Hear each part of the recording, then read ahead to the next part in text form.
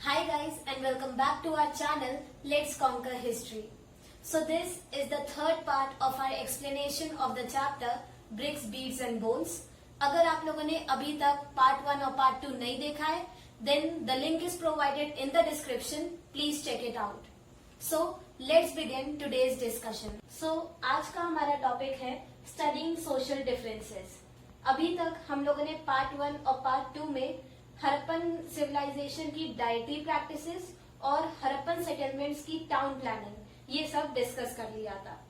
आज हम लोग अपनी वीडियो में ये स्टडी करेंगे कि क्या हड़प्पन सिविलाइजेशन में सोशल डिफरेंसेस थे या नहीं थे। So let's get started. First strategy, studying burials. Burials मतलब ग्रेव्स। हड़प्पन सिविलाइजेशन में डेड बॉडीज को बरियल्स में बरी कर दिया जाता था, पिट्स में बरी कर दिया जाता था। सो पिट्स हमको दो टाइप्स के मिलते हैं हड़प्पन सिविलाइजेशन में। बहुत थोड़ा सा डिफरेंस है दोनों में, but still there is a difference. So first simple pits हैं, मतलब सिंपल होलोड आउट स्पेस जिसमें डेड बॉडीज को ले डाउन कर देते थे। Next pits lined with bricks, मतलब होलोड आउट स्पेस जिसमें डेड बॉडीज को ले डाउन करते थे, पर उस पिट को लाइंड कर दिया जाता था, सराउंड कर दिया जाता था ब्रिक्स से। सो ये एक स्लाइट डिफरेंस है कि एक सिंपल होलोड आउट स्पेस है, नेक्स्ट ब्रिक्स से सराउंडेड है। बस ये छोटा सा डिफरेंस है। नेक्स्ट कुछ ग्रेव्स में हम लोगों को ऑब्जेक्ट्स मिलते हैं जो डेड बॉडीज के साथ बरी करे गए थे। कैसे ऑब्जेक्ट्स? जैसे ornaments, mirrors, utensils, pottery etcetera. ऐसे ऑब्जेक्ट्स को जो डेड बॉडीज हैं उनके साथ बरी कर दिया गया था। ये हमें दिखाता है कि हो सकता है हड़प्पन्स आफ्टर लाइफ में बिलीव करते हो, मतलब डेथ के बाद की लाइफ में बिलीव करते हो। पर आर्कियोलॉजिस्ट ने ये पाया कि ऐसे इंस्टेंसेस बहुत कम हैं, बहुत कम ही ग्रेव्स में बरी करे गए थे ऑब्जेक्ट्स। इसलिए ओवरऑल अगर हम देखें तो Harappans did not believe in after life. Last हम लोग को ज्वेलरी बरीड मिलती है मेन और वेमेन दोनों की ग्रेव्स में, मतलब मेन भी ज्वेलरी पहनते थे और वेमेन भी ज्वेलरी का यूज करती थी। Second strategy, studying artifacts. Artifacts मतलब वो ऑब्जेक्ट्स जो आर्कियोलॉजिकल साइट से रिकवर करे गए हैं। आर्कियोलॉजिस्ट ने आर्टिफैक्ट्स को दो टाइप्स में डिवाइड करा है, यूटिलिटेरियन और लग्जरीज। यूटिलिटेरियन जैसे नाम से समझ में आ रहा है, ऐसे ऑब्जेक्ट्स जो डेली लाइफ में यूज करे जाते थे। एंड लग्जरीज मतलब precious objects. So utilitarian objects were made up of ordinary raw material जैसे clay, mud etcetera. Luxuries objects were made up of precious, rare, non local raw material, और इनमें इनको बनाने के लिए कॉम्प्लिकेटेड टेक्निक्स यूज करी जाती थी। एग्जाम्पल्स, यूटिलिटेरियन के एग्जाम्पल्स हैं pots, needles, cones, utensils etcetera. और लग्जरीज के एग्जाम्पल्स हैं pots of faience, beads, ornaments, jewellery etcetera. Faience is a simple raw material जो कि मिक्सचर था सिलिका, सैंड, गम का, और इसको बनाने के लिए बहुत ही कॉम्प्लिकेटेड टेक्निक्स यूज करी जाती थी। इसीलिए जो पॉट्स इसके बनते थे फेन्स के, वो बहुत ही ज्यादा एक्सपेंसिव होते थे। That's why it is grouped in luxuries. Pots of faience mainly हमको लार्जर सेटलमेंट्स में मिलते हैं जैसे मोहनजोदारो और हड़प्पा। स्मॉलर सेटलमेंट्स में इसके ट्रेसेस नहीं है। सो इससे हमें ये पता चलता है कि जो लग्जरीज आइटम थे ये मेनली कंसेंट्रेटेड थे लार्जर सेटलमेंट्स में। देन यूटिलिटेरियन आइटम्स ये लार्ज नंबर्स में फाउंड किए जाते हैं, मतलब वाइडली फाउंड होते हैं क्योंकि हर घर में इनका यूज होता था। वाइल लग्जरीज ये रेयरली फाउंड किए जाते हैं और स्पेशली लार्जर सेटलमेंट्स में फाउंड किए जाते हैं। क्यों? क्योंकि ये एक्सपेंसिव होते थे। सो अब हम लोग ये कंक्लूड कर सकते हैं कि हड़प्पन सोसाइटी में डीप सोशल इनइक्वालिटीज नहीं थी। वहां पर इकोनॉमिक इनइक्वालिटी थी, रिच पुअर ये डिफरेंस था, बट सोशल डिफरेंसेस एग्जिस्ट नहीं करते थे। So now moving on to the second topic of the video, craft production. Craft production में बहुत सारी एक्टिविटीज आ जाती हैं, जैसे shell cutting, metal working, seal making, weight making और बीड मेकिंग। अब हम लोग इन्हीं एक्टिविटीज के बारे में और इन्हें बनाने के लिए जो टेक्निक्स यूज करी जाती थी उनके बारे में पढ़ेंगे। जो हमारा main centre of craft production है हड़प्पन सिविलाइजेशन में, वो है छन्हुदारो। छन्हुदारो एक छोटी सेटलमेंट है हड़प्पन सिविलाइजेशन में, जिसका एरिया 7 हेक्टेयर्स है और ये पाकिस्तान में लोकेटेड है। अब हम लोग फीचर्स ऑफ क्राफ्ट प्रोडक्शन पढ़ेंगे।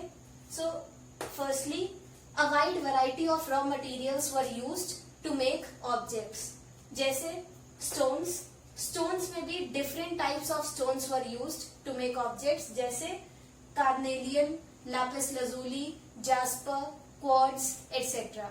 इन सभी स्टोन्स का यूज होता था ऑब्जेक्ट्स बनाने के लिए।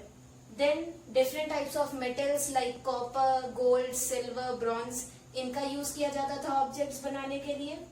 देन क्ले में भी डिफरेंट टाइप्स ऑफ क्ले, जैसे अभी हम लोगों ने पढ़ा पॉट्स ऑफ फेन्स, तो फेन्स बनाने के लिए डिफरेंट टेक्निक्स यूज करते थे। देन टेराकोटा भी एक टाइप का क्ले है। So different types of clay were used to make objects. And at last shells. इन चारों के अलावा भी और भी रॉ मटेरियल्स को यूज किया जाता था ऑब्जेक्ट्स बनाने के लिए। देन अब हम लोग बीड मेकिंग की डिटेल्स पढ़ेंगे कि बीड मेकिंग की जो टेक्निक्स यूज करते थे हड़प्पन्स, वो कौन कौन सी थी। Firstly, beads were made up of different shapes, जैसे cylindrical shaped, cone shaped, cuboid shaped etcetera. अलग अलग शेप्स की बीड्स बनाई जाती थी। Then beads were decorated with carvings, paintings and designs. Steatite एक तरीके का सॉफ्ट स्टोन है जिसको आप हाथों से ही मोल्ड कर सकते हैं। स्टीयरटाइट को हाथों से मोल्ड करके बीड्स अलग अलग शेप्स के बनाए जाते थे। स्टीयरटाइट के माइक्रो बीड्स भी बनते थे, पर आर्कियोलॉजिस्ट अभी तक श्योर नहीं है कि हड़प्पन्स कौन सी टेक्निक यूज करते थे ये माइक्रो बीड्स बनाने के लिए। देन जो हार्ड स्टोन्स होते थे, स्टीयरटाइट एक सॉफ्ट स्टोन है जिसको आप हाथों से मोल्ड कर सकते हैं, पर जो हार्डर स्टोन्स होते थे उनको ज्योमेट्रिकल शेप में कट कर दिया जाता था, जैसे क्यूब, क्यूबॉइड। इन ज्योमेट्रिकल शेप्स के बीड्स हार्डर स्टोन से बनाए जाते थे। देन कार्नेलियन एक टाइप का स्टोन होता है, येलो कलर का रॉ मटेरियल होता है, उसका भी यूज होता था बीड्स बनाने के लिए। Carnelian was used to make beads. इसको बनाने के लिए हड़प्पन्स एक स्पेसिफिक टेक्निक यूज करते थे, जिसमें जो येलो रॉ मटेरियल होता था उसको अलग अलग स्टेजेस में फायर में डालकर उसका कलर चेंज कर दिया जाता था और फिर वो रेड कलर का हो जाता था। Red colour of carnelian was obtained by firing yellow raw material in different stages of craft production. Then और भी जो टेक्निक्स यूज करते थे बीड मेकिंग में, वो थी grilling, grinding, polishing, drilling etcetera. इन सब टेक्निक्स के बारे में आर्कियोलॉजिस्ट को कैसे पता चलता है, तो हम लोगों को जो आर्कियोलॉजिकल साइट्स है वहां से टूल्स मिलते हैं। इसीलिए आर्कियोलॉजिस्ट ये कंक्लूड करते हैं कि इन टेक्निक्स का यूज किया जाता था क्राफ्ट प्रोडक्शन में। फॉर एग्जाम्पल, हम लोग को लोथल, धोलावीरा और छन्हुदारो, इन सब साइट से स्पेशल ड्रिल्स मिलते हैं। इसीलिए हमें पता चला कि बीड मेकिंग के लिए ड्रिलिंग जो टेक्निक है उसका यूज किया जाता था। ये सारी बीड मेकिंग की टेक्निक्स थी। अब हम लोग शेल कटिंग के बारे में डिस्कस करेंगे। शेल कटिंग इतना ज्यादा डिटेल्ड डिस्क्राइब नहीं करा गया है एनसीईआरटी में, तो बहुत ही ज्यादा ब्रीफ डिस्कशन हम लोग शेल कटिंग का करेंगे। जो सेंटर्स थे प्रोडक्शन ऑफ शेल ऑब्जेक्ट्स के, वो थे नागेश्वर और बालाकोट। नागेश्वर और बालाकोट दो हड़प्पन साइट्स हैं। नागेश्वर इंडिया में लोकेटेड है, बालाकोट पाकिस्तान में लोकेटेड है। ये दोनों साइट्स कोस्टल एरियाज के पास थी, इसीलिए ये बेस्ट सोर्सेज थी शेल्स के लिए। Shell objects include ornaments, ladles, bangles. ये सारे ऑब्जेक्ट्स बनाए जाते थे शेल से।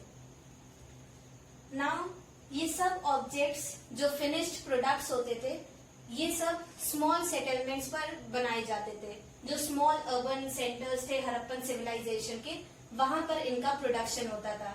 जैसे छनोदारो, नागेश्वर, बालाकोट, धोलावीरा, लोथल, ये सब स्मॉलर सेटलमेंट्स हैं। यहाँ से इनका ट्रांसपोर्ट किया जाता था इन्हें लार्जर अर्बन सेटलमेंट्स तक, जैसे मोहनजोदारो और हड़प्पा। सो इससे हमें दो चीजें पता चलती हैं।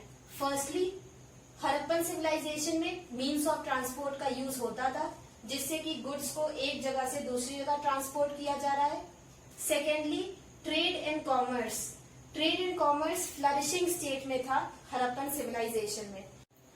इस टॉपिक पर एक क्वेश्चन जो आ सकता है 8 मार्क्स में, वो है describe the various techniques of craft production used by Harappans. तो ऐसे क्वेश्चन के आंसर के लिए पहले आपको एक छोटा सा इंट्रोडक्शन देना होगा, जिसमें आप सेंटर्स ऑफ क्राफ्ट प्रोडक्शन बता सकते हैं, छनोदारो, नागेश्वर, बालाकोट एक्सेट्रा। फिर आप लोग कौन कौन सी एक्टिविटीज आती हैं क्राफ्ट प्रोडक्शन में, जैसे bead making, shell cutting and weight making, seal making etcetera. इन सारी एक्टिविटीज को इंट्रोडक्शन में बस इनका नेम लिख दीजिए। देन इन सब एक्टिविटीज को सब हेडिंग्स बनाकर सबको एक्सप्लेन कर दीजिए। इस वीडियो में हम लोगों ने बीड मेकिंग और शेल कटिंग के बारे में पढ़ा है। वेट मेकिंग और सील मेकिंग के बारे में हम लोग अभी आगे वीडियोस में पढ़ेंगे। और ये सारे पॉइंट्स को आप एक फ्लो चार्ट में दिखा सकते हैं। इससे आपके अच्छे मार्क्स सिक्योर हो जाएंगे। क्राफ्ट प्रोडक्शन में एक छोटा सा टॉपिक बच गया था, identifying centres of craft production. Archaeologist कैसे ये आइडेंटिफाई करते हैं कि एक सेटलमेंट सोलली डिवोटेड थी क्राफ्ट प्रोडक्शन के लिए। तो इसके लिए 4 चीजों का मिलना जरूरी होता है सेटलमेंट से। Firstly, raw material. जिस भी एरिया में अगर क्राफ्ट प्रोडक्शन हो रहा था, तो वहां पर उस ऑब्जेक्ट को बनाने के लिए रॉ मटेरियल्स का मिलना जरूरी है। तो अगर किसी सेटलमेंट में large amount of raw materials जैसे प्रेशियस स्टोन्स, क्ले या फिर लैपिस लजूली, कार्नेलियन और different types of precious stones, ये सब अगर हमें ज्यादा अमाउंट में मिल रहे हैं, तो हम ये कंक्लूड कर सकते हैं कि हाँ, वो सेटलमेंट एक सेंटर ऑफ क्राफ्ट प्रोडक्शन है। Similarly, tools also help us to identify centres of craft production. जैसे हम लोगों ने इससे पहले सेकेंड टॉपिक में देखा था कि स्पेशलाइज्ड ड्रिल्स हमको मिले थे लोथल, धोलावीरा और छनोदारो से। तो ये जो ड्रिल्स मिले, ये टूल्स थे बीड मेकिंग में जिनका यूज हुआ। तो they indicated that Lothal, Dholavira and Chanhudaro were centres of craft production. Similarly, unfinished objects भी हेल्प करते हैं आइडेंटिफाई करने में सेंटर्स ऑफ क्राफ्ट प्रोडक्शन। जैसे जिस जगह पर ऑब्जेक्ट्स प्रोड्यूस करे जा रहे थे, वहीं पर हमें अनफिनिश्ड स्कल्पचर या अनफिनिश्ड पॉटरी मिलेगी। तो इससे हम कंक्लूड कर सकते हैं कि वो settlement centre of craft production था। Last, rejects and waste material. Rejects and waste material is the best indicator of craft work. क्यों? क्योंकि जिस जगह पर स्टोन या शेल्स को कट करा गया किसी स्कल्पचर या ऑर्नामेंट्स को बनाने के लिए, उसी जगह पर वो जो वेस्ट मटेरियल डिस्कार्ड करा होगा, वो प्लेस ऑफ प्रोडक्शन में ही हम लोग करेंगे। तो जहां पर हमें रिजेक्ट्स ऑफ वेस्ट मटेरियल मिलता है, वो सारी जगहें सेंटर्स ऑफ क्राफ्ट प्रोडक्शन होती हैं। That's why rejects and waste material are the best indicator of craft work. Now moving on towards next topic, strategies to procure raw materials. कौन कौन सी strategies Harappans use करते थे raw materials को collect करने के लिए? मेनली 2 स्ट्रैटेजीज वो लोग यूज करते थे। फर्स्टली, वो लोग जिस जगह पर रॉ मटेरियल मिलता था या फिर जो जगह पास थी रॉ मटेरियल के सोर्सेस से, उस जगह पर वो लोग सेटलमेंट स्टैब्लिश करते थे। फॉर एग्जाम्पल, नागेश्वर और बालाकोट। नागेश्वर और बालाकोट हम लोगों ने पढ़ा है इससे पहले वाले टॉपिक पे कि नागेश्वर और बालाकोट ये दोनों कोस्टल एरियाज में लोकेटेड है और they were centres for production of shell objects. तो क्योंकि ये कोस्टल एरिया में लोकेटेड है, तो यहाँ पर शेल्स आराम से कलेक्ट करे जा सकते हैं, इसीलिए these were centres of production of shell objects. Then Shortughai Harappan site है अफगानिस्तान में। तो Shortughai it is near sources of lapis lazuli, इसीलिए शोरतुगाई में स्टैब्लिश करी गई सेटलमेंट। देन लोथल पास है सोर्सेज ऑफ कार्नेलियन, सियरटाइट और मेटल्स के, इसीलिए लोथल में सेटलमेंट को स्टैब्लिश करा गया। देन सेकेंड स्ट्रैटेजी थी expedition sent to areas to establish communication with local communities. Expedition मतलब ग्रुप ऑफ ट्रेडर्स को भेजा जाता था दूसरे एरियाज में दूसरी कम्युनिटीज के साथ रिलेशंस को स्टैब्लिश करने के लिए, जिससे कि उन नए एरियाज में पहले जाकर हड़प्पन अपने ट्रेड नेटवर्क स्टैब्लिश करें, फिर उन एरियाज से वो लोग ट्रेड करके न्यू रॉ मटेरियल्स को हड़प्पन सिविलाइजेशन में ला सके। जैसे खेतरी रीजन एक दूसरी कम्युनिटी है, एक दूसरा सेटलमेंट है जो कि राजस्थान में लोकेटेड है, और आर्कियोलॉजिस्ट के अकॉर्डिंग ये दूसरे कल्चर को बिलोंग करता है जिसे वो लोग कहते हैं गणेश्वर जोधपुर कल्चर। तो ये नॉन हड़प्पन रीजन है।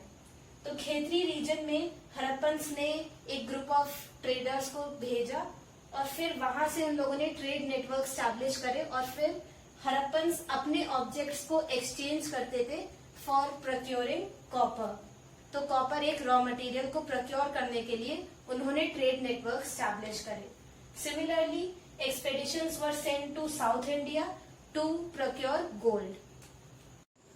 Till now we have studied कि हड़प्पन सिविलाइजेशन में ट्रेड एंड कॉमर्स प्रैक्टिस किया जाता था। ट्रेड करने के लिए हड़प्पन्स कॉइन्स और करेंसी का यूज नहीं करते थे, वो लोग बार्टर सिस्टम प्रैक्टिस करते थे, मतलब goods were exchange for goods. Then Harappan सिर्फ और सिर्फ within Indus valley civilisation ही ट्रेड प्रैक्टिस नहीं करते थे, बल्कि जो दूसरे नॉन हड़प्पन रीजन्स थे जैसे खेतरी रीजन और साउथ इंडिया, उनके साथ भी ट्रेड प्रैक्टिस करते थे।